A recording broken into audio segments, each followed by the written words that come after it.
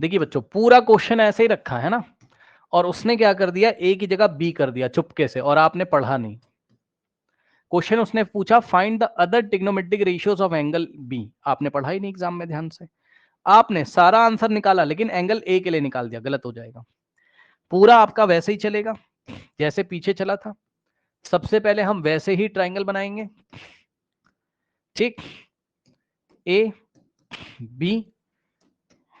अब आपकी आपकी रिस्पॉन्सिबिलिटी है कि बी को यहां ना रख के बी को यहां रखना पड़ेगा, समझ गए, और सी को यहां रखना पड़ेगा।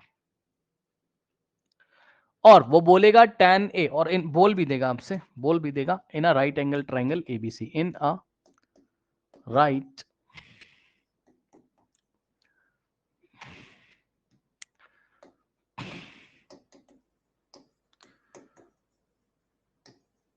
Angle triangle ABC, triangle ABC, ठीक। तो आपको खुद से सोचना पड़ेगा कि ए के लिए सब कुछ दिया है, बी के लिए निकालना, और सी पे पक्का 90 होगा, तो आपको खुद से सोचना है इस बात को। अब सुनो ध्यान से, देखो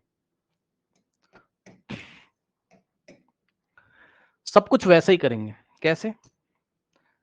tan ए क्या होता है, परपेंडिकुलर अपॉन, तो परपेंडिकुलर इसका 4k, बेस इसका 3k, और हाइपो इसका पाइथागोरस लगाकर वैसे ही निकालेंगे, वहां तक तो ऐसे ही करेंगे। अब हमें ध्यान ये देना है कि हमें क्या निकालना है, एंगल बी के लिए। तो एंगल बी के लिए अब आपका सब कुछ चेंज हो जाएगा। बी के लिए ये बनेगा आपका परपेंडिकुलर, यस और नो, और ये बनेगा आपका बेस, और हाइपो तो हाइपो ही रहेगा। तो सारे के सारे आंसर आपके चेंज हो जाएंगे।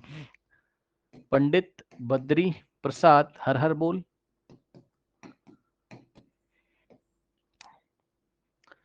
Sign cos tan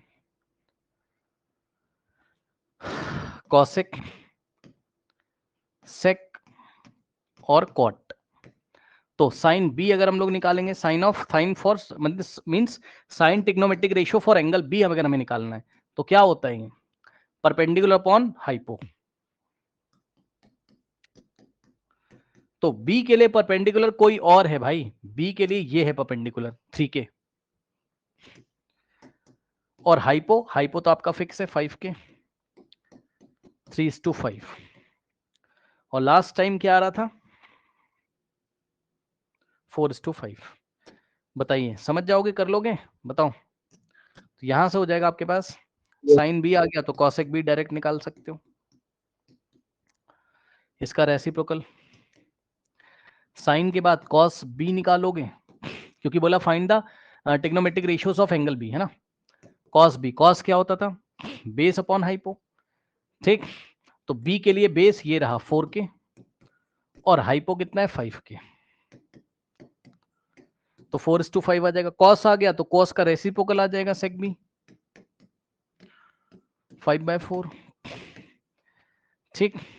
hypo upon base से भी कर सकते थे सेक को हाइपो अपॉन बेस से कर सकते थे। उसके बाद अब आपको tan b भी निकालना पड़ेगा, पता है, क्योंकि tan a दिया है, tan b थोड़ी ना दिया है, तो tan b क्या हो जाएगा, 6 के 6 निकालने पड़ेंगे। तो tan b tan भी परपेंडिकुलर 3/4 अपॉन, आ यस, जाएगा। परपेंडिकुलर अपॉन बेस होता है, तो tan b के लिए परपेंडिकुलर 3k और बेस 4k, तो 3/4, 3:4, और tan b आ गया तो cot b, tan का रेसिप्रोकल बेस अपॉन परपेंडिकुलर, यानी कि 4:3 आपका निकल के आ जाएगा। चेक कर लीजिए, 1 2 3 4 5 6 ट्रिग्नोमेट्रिक रेशियोज इस बार निकालने पड़ेंगे। तो ध्यान देना है आपको कि एग्जाम में कौन से एंगल के लिए बोला हुआ है, ये आपको महत्वपूर्ण बात है जो ध्यान रखनी एग्जाम में।